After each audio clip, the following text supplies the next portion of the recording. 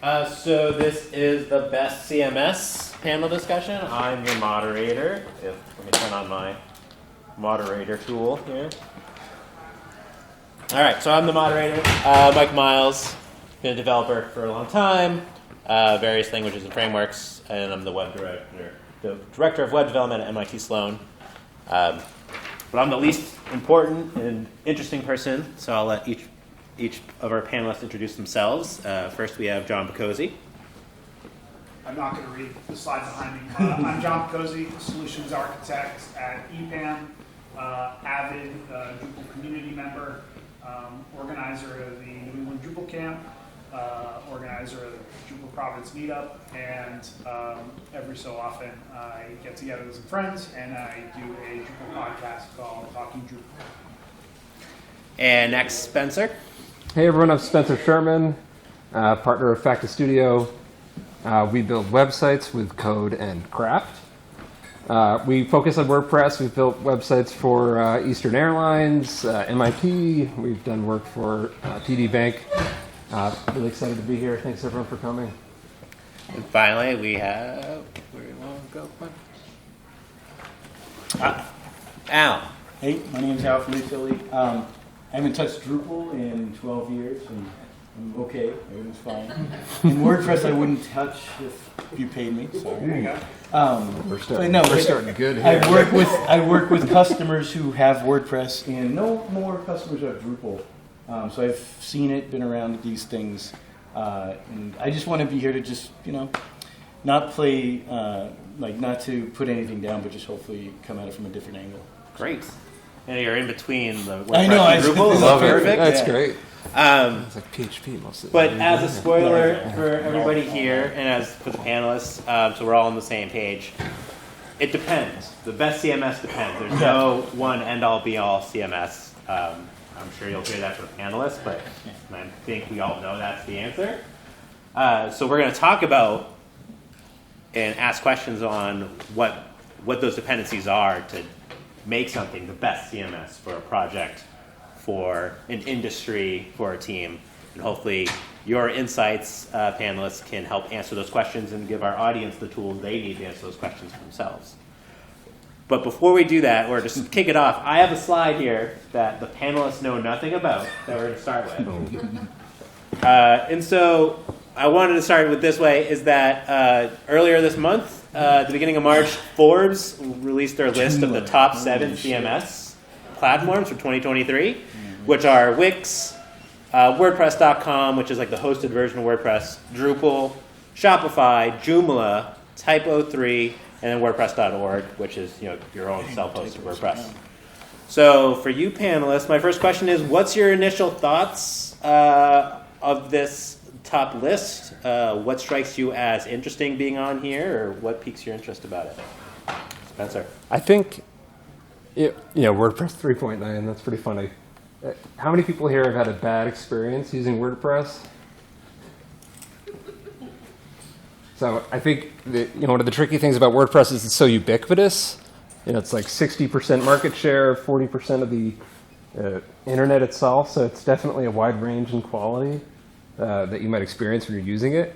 I have no idea what Forbes has to do with any of this, or what their criteria is. I wanted to use a reputable source. Maybe really curious, is this like based on the experience of using the site or what? But obviously there's a wide range for WordPress, and it's just everywhere. So What happened to 4? Like there's 5 and 3.9. There was. These are the top. I mean, the list was actually top 8, but there was nothing in between. Right, but there's WordPress 5.0 and WordPress 3.9. Oh, that's the those are the ratings. .org. Those are the versions, not the versions of That's the the platform self-hosted star versus rating. there. Oh, the com and the org. Yeah, Everyone loves the .com apparently. So That's Forbes surprising. rated, WordPress.com as a CMS platform as having 5 stars. WordPress.org has 3.9 stars. Yeah. I have numerous thoughts about this slide when I see it. My first one is happy that Drupal is above WordPress.org. But in all reality, what I'm seeing here is that people are gravitating towards what's easier for them, right? So we have this idea of the composable web. And like when you're building you're building a CMS, you're thinking of it being composable, easy to use, people going in, moving blocks around to create their content, right? And like you're seeing that with in this representation, Wix being like the top one, right? I'm actually surprised Squarespace isn't in here. Yeah. Right? I thought Joomla was dead like Yeah. 10 years That ago. was my I was biggest impressed by that. I'm kind of curious as to You'd be this. surprised. Joomla is still around there. But I think like you're seeing that people want that easy experience, right? And the reason WordPress.com, the posted version of WordPress, is up there is because it's, to the best of my knowledge, and you can probably correct me if I'm wrong, is that like it's easy. Like you spin it up, it gives you a site to start with, and you can drop stuff in there, move your stuff around, do what you need to do. Drupal's moving in that direction, but it still requires, there's no like software as a service or platform as a service option for Drupal. It still requires some developer intervention. So I think that's probably the biggest takeaway from this that I'm getting. So there's the question, I think, Spencer, you said, how are they determining what the best is? And Forbes, on their website, if you want to read the link or go to it, they talk about how they come up with their ratings. But that leads to the question of, like, how do you evaluate a CMS? What metrics do you use to determine if one is the best? I don't know if you're working with clients, you go through this process in determining what makes it the best. How do you evaluate it? I think one of the first things I would question is whether you even need a CMS, which sounds like a funny I'm not saying what I was going to say. Yeah, a lot of times we're getting a project that's maybe like a brochure, and there's like a team page, a corporate brochure with a team page, and they need to update the photos like once a year. And I think standing up like a self-hosted CMS solution is just way overkill for a lot of that. So Versus like a Hugo or something. totally, yeah. There's just so many other options out there. So I think that's maybe you can cut it off right there. Like, what are we actually building? Is there a need for a CMS? And on the other end, I feel like you might be asking too much for a CMS. So we do get projects where we're, turning WordPress and trying to turn it into like an intranet and a high volume e-commerce shop. And I think that is the other extreme where we do it, but I think you're kind of departing from its core functionality. So it kind of lives somewhere in the middle. It's a good content management system. Maybe it's a website that gets lots of updates and there's like a team of contributors. People need to like iterate, create new pages. It works well for that. I'm not really convincing people one CMS or another. Usually when we're talking to someone, they've already made up their mind. So I think thinking of someone who's trying to decide on a CMS, a lot of it seems to come down to like in-house knowledge of a particular platform. If they've got a team member who knows Drupal and that's their comfort zone, that they would want that. The back end, a lot of people are particular about what the back end interface is like. So I think that seems to be a factor. For us, we don't really evaluate. We just use WordPress. So So you don't yeah. John or Al, do you have any thoughts on? Just go down the row? Yeah. Sure. All right. I mean, I think those are good points. I think one of my frustrating things back in 10 or 12 years ago when I dealt more with clients and so forth, I mean, I deal with them now, but they just would use the word CMS, like, we need a CMS. I'm like, do you really? Like, so you realize part of the problem they're trying to solve, 10% of it is CMS related. The other 90, something so complex that the CMS then has to be, bent into shape to do it. And it's just not worth it at that point. So you really got to ask those questions. And then from there, I would suggest Joomla. No. So at EPAM, we have a lot of teams working with a lot of different CMSs. So, Sitecore, WordPress, Adobe Experience Manager, Drupal. So for me, I think it always comes down to what's the need, right? You can CMSs kind of run the gambit of like different features, different needs and whatnot. So like it comes down to what does the client need? What does the CMS need to do? Al just brought up a great point, is like a lot of marketing departments struggle with a lot of different things. Oh, we need asset management. Oh, we need it to integrate into our personalization system. Oh, we need to integrate into Salesforce. So looking at that holistic picture of, hey, what do we need to integrate into? where's the data coming from or going to, and then figuring out what the solution is based on that. Also, sometimes it comes down to in-house talent. If you're looking at, I think, it's interesting, Spencer said, do you even need a CMS? But like, I know we're going to talk about headless in a little bit, but like, a lot of people are coming like, oh, we need a headless website. And it's like, well, do you really need a headless website? And some of that is driven by in-house talent. Like if they have a development team that knows React, they're not going to go out and get a PHP-based content management system that only does PHP front end, right? Because their internal team's going to be useless. So I think you have to look holistically at what the client needs, and then make a recommendation based on what makes the most sense. Now, this could be for any one of you. Are there common, it might be hard for you to answer this, but are there common feature sets that you think people should look out for to determine if they need a CMS, like common needs? So it doesn't matter what the CMS is, but Maybe like a frequency of updates. How often you need to be changing the content. I think. Oh, I'm sorry. Go ahead. No, I was going to say that and the skill level of the person doing that. Yeah. So. Yeah, I think it comes down to feature set and what they're looking to get out of the CMS, right? So, if you're looking at something where you need some sort of user authentication system, you need the ability for people to be able to leave comments. You need the ability to integrate into other systems. Then you're like, okay, yeah, maybe the CMS makes a lot of sense. If it's a 1-page, 2-page website that changes once a year, CMS could be a little bit overkill. talking about having a smaller site with 1 or 2 pages or a smaller team, like if there's no in-house developers, how do you go about comparing platform as a service systems, software as a service systems versus frameworks? And so, for example, for the audience, I would say like Wix is a platform as a service, right? You don't mess with the code, where WordPress is a software as a service.com and WordPress.org is a framework. So do you approach evaluating those in different ways and for different needs? Yeah, I think.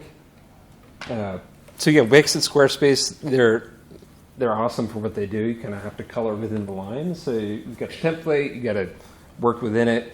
I think we're typically brought in when someone's outgrown that, so they might need to bolt on like third-party applications or tie into some APIs or something, or even they're outgrowing its ability to like categorize content. It's very rigid, which is probably fine for a lot of use cases, and it ends up looking good. So I almost think it's one factor would be, of course, budget and bandwidth. To stand up like a self-hosted CMS is a commitment. Like you gotta security. Yeah, you gotta keep it up. You gotta update it. So like not everyone can do that. And so I think a Squarespace or like an out-of-the-box solution is nice for folks, especially as a starting point. I'm laughing because I always recommend, like, I used to, when I was younger and had more free time, I always used to say, like, when people would say, oh, I need a website, like family members and like small businesses, I'd go, oh, like we'll just spin up a Drupal site. And like there was some shift in either time or thinking that shifted to like, man, Squarespace sounds good. Shopify is probably pretty good. Wix, I'm still not 100% sold on. Sorry if anybody's. Why not? I don't know. I've heard horror stories. Okay. No practical experience. Yeah.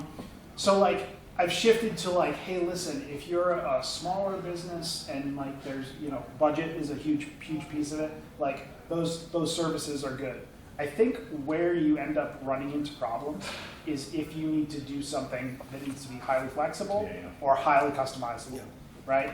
Most marketing departments are not going to go use, and this is a gross generalization, but most marketing departments are not going to go use Wix or Squarespace for their corporate site because they need it to integrate into Salesforce. They need to be able to do custom personalization. They need to be able to do things that are like outside of those platforms' capabilities, right? And some of them, need custom integration into other like internal platforms, right? Every company out there has internal platforms that they're using. Maybe something they built themselves, homegrown solution. There might need to be an integration there. That might not happen on a standalone platform. And all that makes sense. Overall, though, you ask the customer what they want, and they have no freaking clue. And in a year, it's going to change and grow. So no matter what they choose, I think the important thing is it needs to grow with them, and that's the tricky part. So even if you shove them into service, it's tricky because you have to like tell them this is it. And there's no other, like you got to remind them like they're really locking into something potentially. Sometimes it's a good starting point though. Like Yeah, if yeah. they have no idea, right? And they know like, okay, like we could spend like this boatload of money on the CMS solution, right? Or we could go to Squarespace for a year, see if it works, see where, like, push the boundaries of it, and then, like, next year we can spend the That's a big great idea. It's a drop build, of measure, money. learn. Let's see Yeah. what we really need. Let's see what works and doesn't. Yeah, so, and then that also frames the, okay, if you need to grow outside of the CMS, why? Why do you need to grow outside of it? What's it not doing for you, right? That's great. So that's a great segue to the next overall question is, what is the best CMS? But I would caveat that now by asking, how do you determine the best CMS for a project? I mean, I think it goes back to your first question, right? And figuring out what the need is, right? And what, polling subject matter experts to understand, like, okay, here's our list of needs and requirements. Which one of these solutions best meets that? And like, there's probably a matrix of factors on it, right? As far as like, internal resources, internal comfort. Like a lot of organizations sometimes like have teams that are specific to one CMS or another, and that guides the decision, right? It's kind of taken out of your hands unless you can show them the light. Have any of you ever come into a situation where a client or you're working on a project where there's a CMS being used and you've realized it's not the right solution? And then how do you segue that to nudge somebody into the AKA the right direction? Well, I kind of hinted at like, if you're for WordPress, if you're trying to go too far in one end with having it become this e-commerce solution and they're tying it to like drop shipping and a high volume of merchandise going out, it's, if that, these are things that we should know up front, but for some reason that becomes more clear, it grows into that, I think then we would point towards like a Shopify or an e-commerce platform. But that's not typically catching us like halfway through a project. We would know that. I can't recall, let me put it that way, a situation where we've gotten into a project and been like, oh, this is not the right thing. I have had instances where at the onset there were stakeholders that were fans of one CMS versus another, and other stakeholders, like there was a divide within the team that has like pushed it towards one direction, and then halfway through the project we go, oh well, we have to build this module or do this thing, and like you hear that voice of like, oh, but this other CMS that we like does that out of the box, and you're just like, like come on, like routine, moving forward. But I can't think of any situations where. I think it's a loaded question though. Like I was just working for helping a customer out of WordPress potentially because they didn't use it. They don't even know what a CMS is. They can't even spell it, right? They're like, I need to make this thing happen. Everybody knows WordPress, so they used it to do a traveling site to book trips. I'm like, and it was the biggest cluster, or whatever. And I logged into the admin interface. I'm like, this is so hard to use. There's no elegance anywhere. Again, not WordPress's fault. They're just bolting everything on they can to do this one thing horribly, right? So it's tricky because like people aren't even thinking. Like I rarely have a customer come up to me that's saying I want a CMS. They're saying I want to solve this business problem, and therefore will one of these frameworks do it for you? Because your problem is just blogging, which is rare. Your problem is like that. Then sure, you could point to those tools.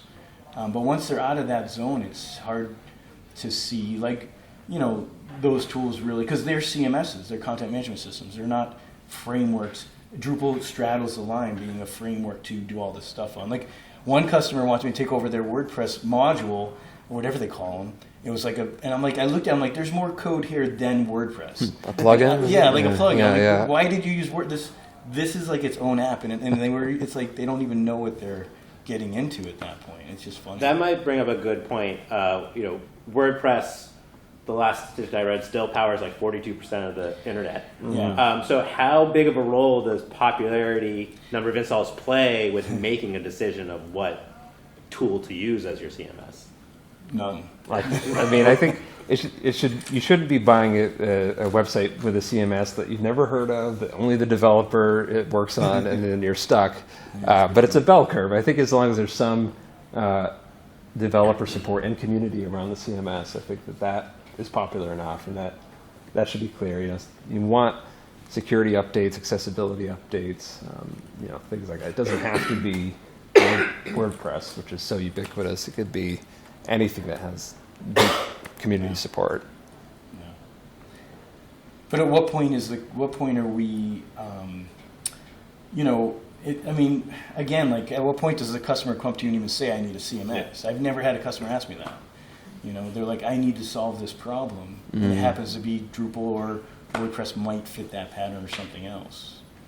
I was working for Pfizer for a while, and they made a rule, cut and dry. If it's a CMS you need, use Drupal. If you need to do anything else, use Laravel. That was the line.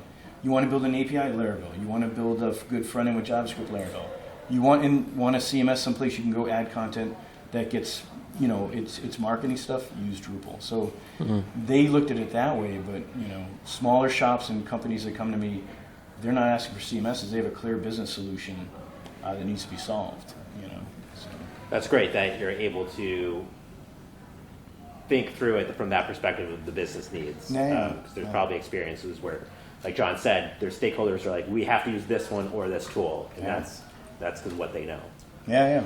All right, we're going to get into some personal areas here. I'll start with you, Al, just because you're in the middle. Personally, which current CMS do you think is the best? Right. So I do have a what do they call it? I don't know. We're trying to make an alternative here. We're using Stematic, which is a Laravel-based CMS.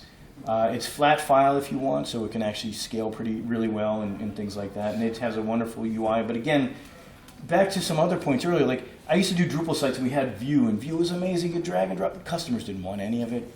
They just want to get their title and their body and be done, or have someone else do it for them. So even just to judge a CMS solution by the UI backend is tricky because most clients just won't leave it alone, right? So in the main selling point, in my opinion, for Stematic is that it's a modern PHP framework. I like to code. And when I get into a situation where the customer wants more out of the system, I'll never be stuck when I can use modern PHP in front-end practices. And that, I feel like, is a game changer for me making the decision. So.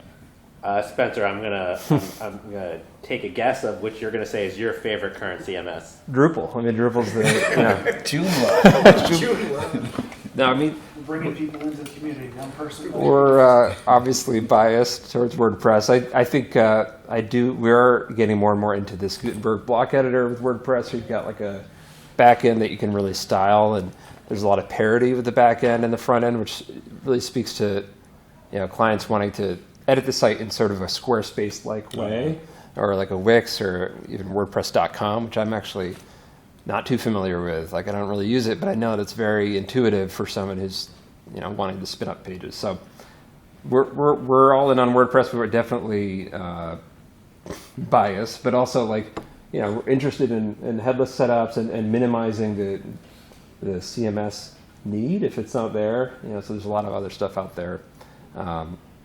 But yeah, I guess I would say that for the sake of a client or someone looking at a content management system, understanding what the real month-to-month usage of the site would look like who's going to be doing work on it, do they have someone who can maintain it, are they ready to outsource that? Those are questions to be thinking through, at least for WordPress versus a Squarespace. John, what's your personal favorite CMS currently? My personal favorite CMS is Drupal. I think that a lot of the clients that I've seen over my career have been marketers. They need flexibility. They want the ability to integrate with a lot of third-party systems, and Drupal's great at that. I think one thing. A couple weeks ago, I was in Florida, at Florida Drupal Camp, doing a talk on headless omni-channel web platforms. And I think one of the things that Drupal is moving towards is being kind of the glue that holds like your web platform together and provides those integration points as well as that content management.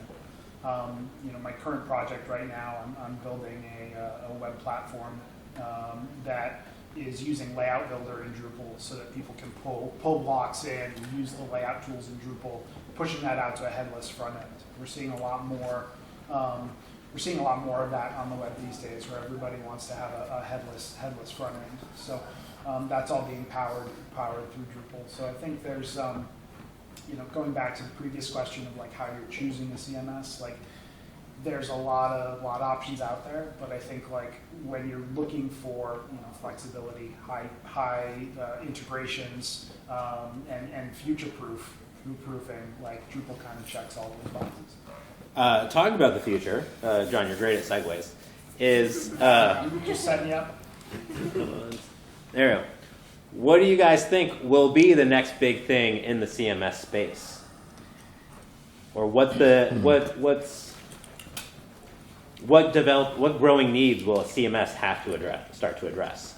So I think I just touched on it. Like I think right now, like headless is kind of where everybody's at. And we were joking at the beginning of this discussion, like people coming like, I need a headless website. Do you really need a headless website? Sounds like an easy delivery here. For the audience, can you clarify what you mean when you say headless? So a headless website or a decoupled website is the back-end system provides content to the front end of the website. So the front end could be a JavaScript framework that is not part of the back-end system. So they're like two different code bases in some instances.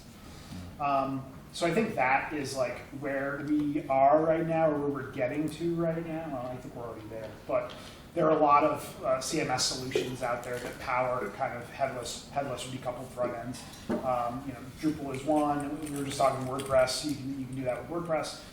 You can even go to like a software as a service of like Contentful and some of the content stacks.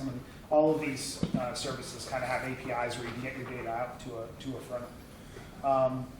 As far as where that goes, like into the future, it's interesting because I kind of feel like the web, like many things, is like circular, right? So like everybody was like, oh, JS sucks, and like never use JS again. It's hard. Now we're all like, oh, JS frameworks are great. Like we should, and like I came from like coding HTML and CSS, and I think like we're going to get back to a point where like more static website generation is going to be popular, and like it's going to be like, hey, we're just loading HTML, JavaScript, and CSS, and like that's all powered by a CMS on the back end, but like that's just like hosted on a server or something.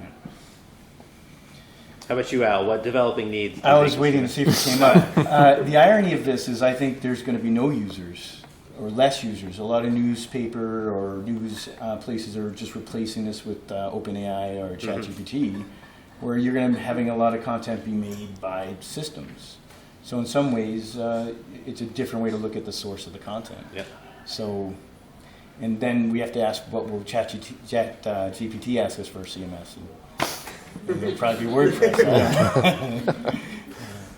That's cool. Yeah, I haven't thought about that for the content.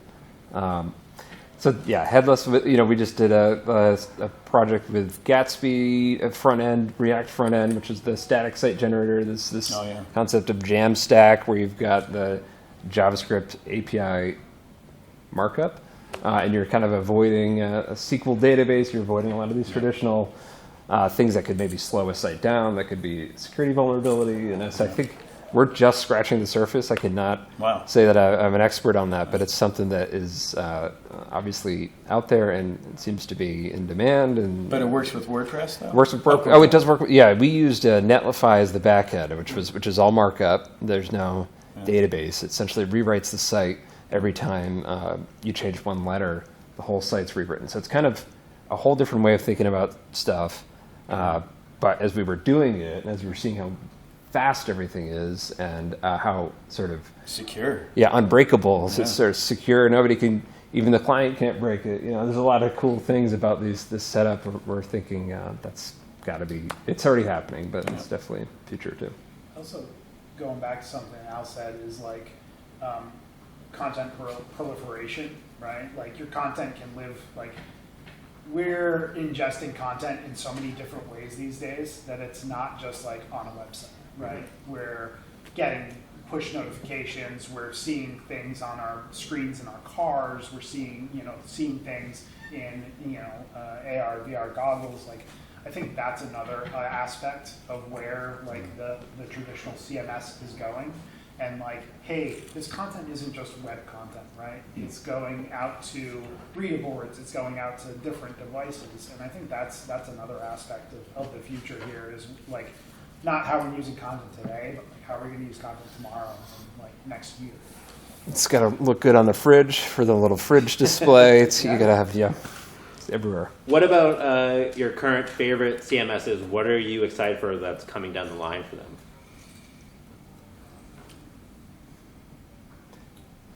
I mean, for us, I guess coming down the line, I don't know the roadmap as well as I should, but the Gutenberg editor has just been huge for us, and I think more, which is this back-end editor, more parity, so that for clients who are adding an accordion or something in there and actually interacting with the site in the back end before they're publishing content.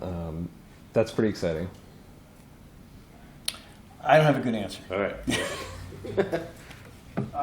So Drupal has, with the Drupal 9 and now Drupal 10, Drupal as a community is sticking to a release schedule, which is very exciting because it means that new features have kind of a point in time where you can see them in Drupal.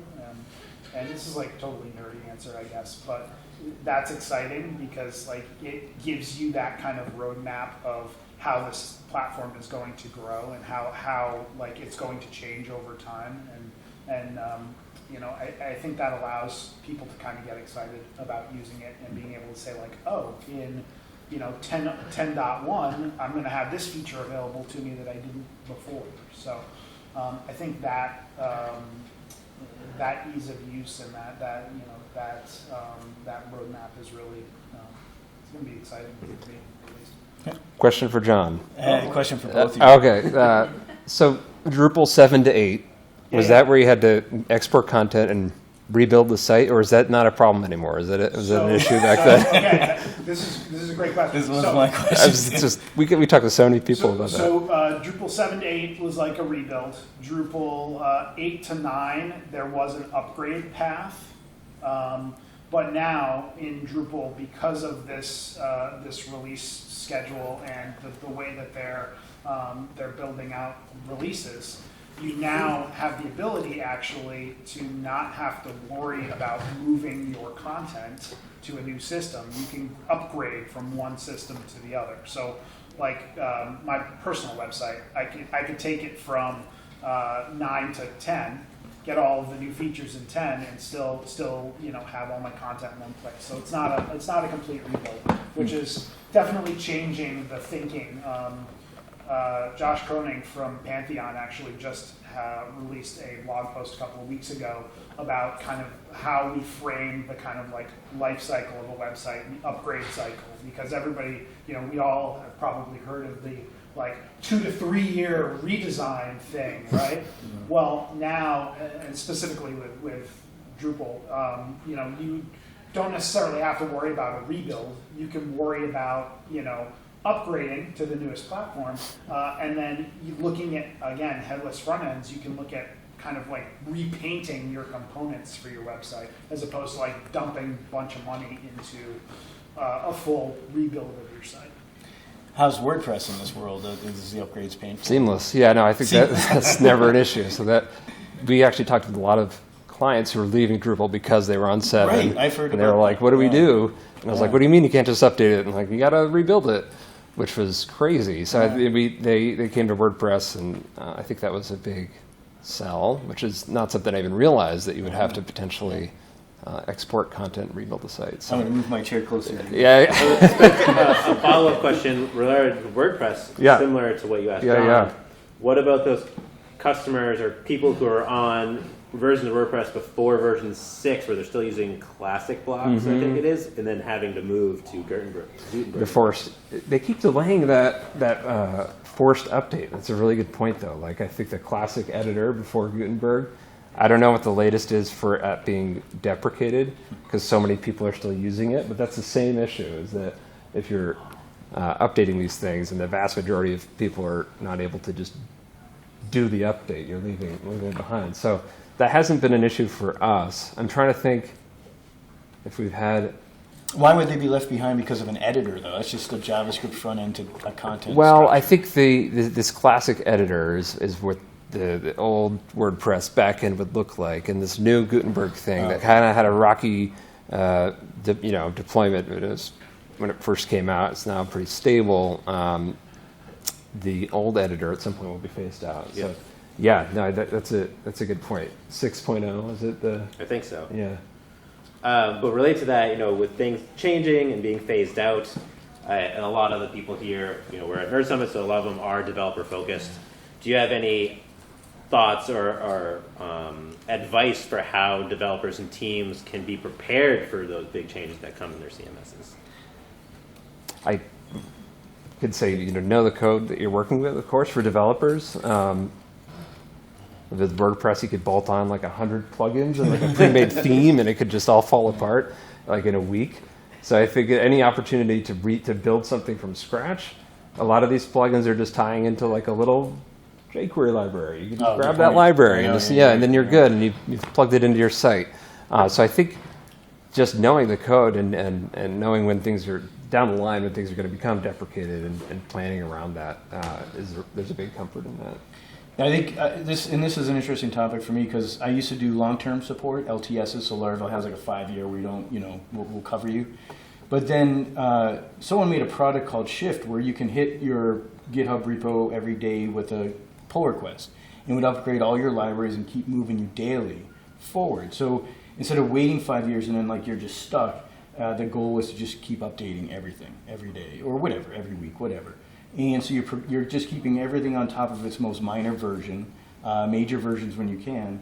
So then when the big day comes at Drupal whatever, or you can just kind of take a smaller step to get there. So it's an ongoing, effort to do it basically. And that's the thing, like we're talking modern tools here, like Composer and all these things should just be able to keep you like you're up to date like that with version control and stuff. So it's good stuff. Yeah. So.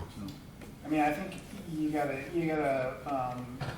rely on your community. You gotta come to DrupalCon, come to events like this, and a lot of what the Drupal community will do, especially if there are major shifts from one version to another, is they'll have talks about it. They'll send people out into the community to kind of like educate the community about like what is happening. So as much.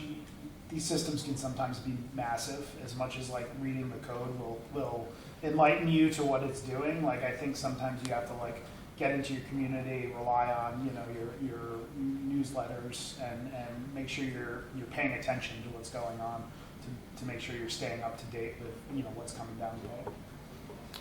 All right, we got a couple minutes left, so I'm going to open it up. Questions from the audience for our panelists. Wait, what? I wasn't prepared for this. If any. Don't all ask at once.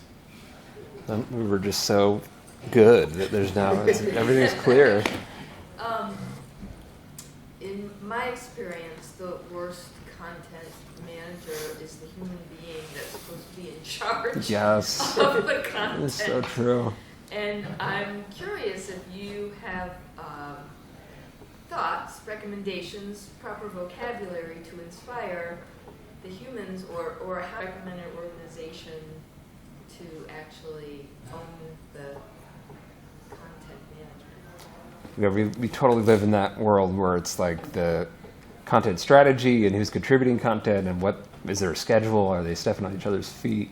And we get pulled into some like inside politics, right? Where we're a vendor and we're like, you guys are kind of all over the place right now. Do you want to organize it? I think that a hierarchy of like a top editor type position seems to help, where it does flow through someone who kind of owns it. having someone just take total ownership of the website, which that person's going to be super busy with a lot of things to look at. But honestly, that seems to have helped some of the larger organizations we work with when there's a lot of contributors and there are brand guidelines and communication strategy and all that stuff that they have to adhere to, but they want to like move fast, and so they're jumping in there and very eager to put up a new page or something. And so I think that we try to help with that schedule, but I do think like a hierarchy has seemed to help. Yeah, I would say make it easy. When I'm looking at building a system for a client, like I'm always looking at it from how the user's going to use it, as opposed to like, what does it need to do? Oh, it needs to like build this website. Okay, great. I'm always looking at it as like, how is somebody going to interact with this?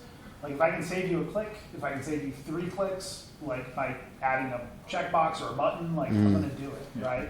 I think going back to something Al said earlier, like people that have opinions about content management systems sometimes come from the opposite side of it, where they've used a content management system that has been architected and built poorly, and they're like, I don't want to use that again. It was awful. I've had conversations with clients who've been like, I don't want to use Drupal. Drupal's hard to use. And I'm like, listen, Drupal's hard to use because the guy that built it before, like I'm not trying to understand where his headspace was at, but he didn't think of a user. He didn't think of who's adding the content here. So, I think content editing from an organizational standpoint is like not a CMS problem, right? But like making that experience enjoyable in the CMS or easier in the CMS is a CMS problem. So I think you got to put the onus there on where it belongs. I would just remind them their job is going to be replaced by a ChatGPT. Doesn't matter. Any other point questions? about the user Last interface. minute we have?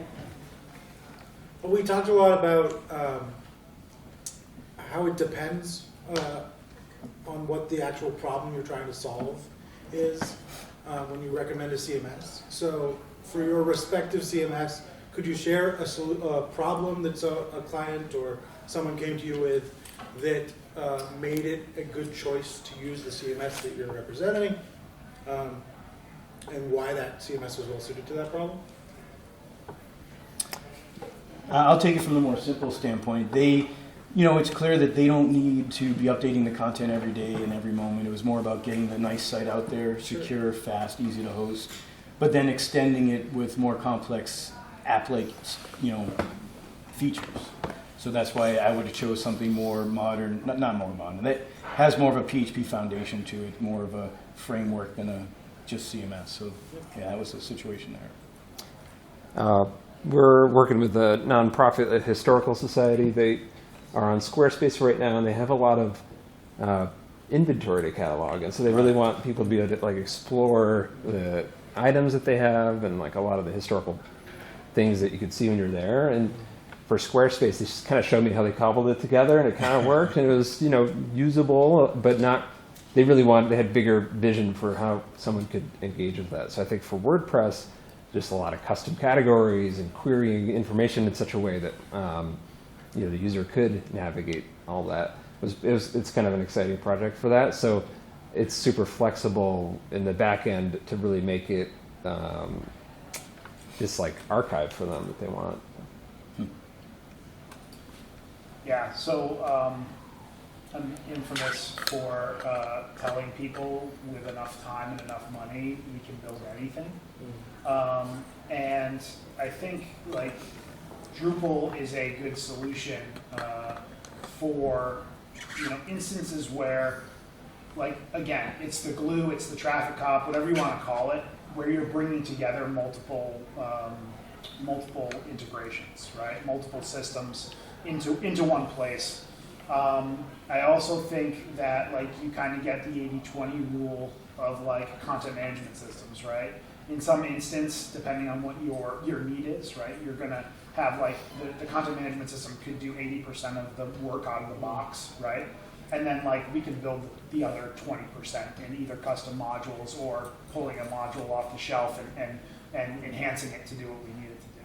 So, I've worked a lot in the nonprofit space. I've worked a lot in e-commerce, and I think like all of those solutions, the one thing that like reigns true is the number of like integrations into other systems. Like with the e-commerce system, like there's a lot going on there. It's not just like here are products on a store, right? You also look at like asset management and a digital asset management system, and like how you need to integrate with that. And I think that's kind of where I come from as far as like what's the right CMS or why is my CMS the best CMS is like you need to integrate with a lot of things and you want to be able to have that level of flexibility and customization. Like that's kind of where I sit. Well, we're out of time, so I want to thank all the panelists. Thank Thank you. Just happy to be part of the conversation. Yeah, that's great. Thank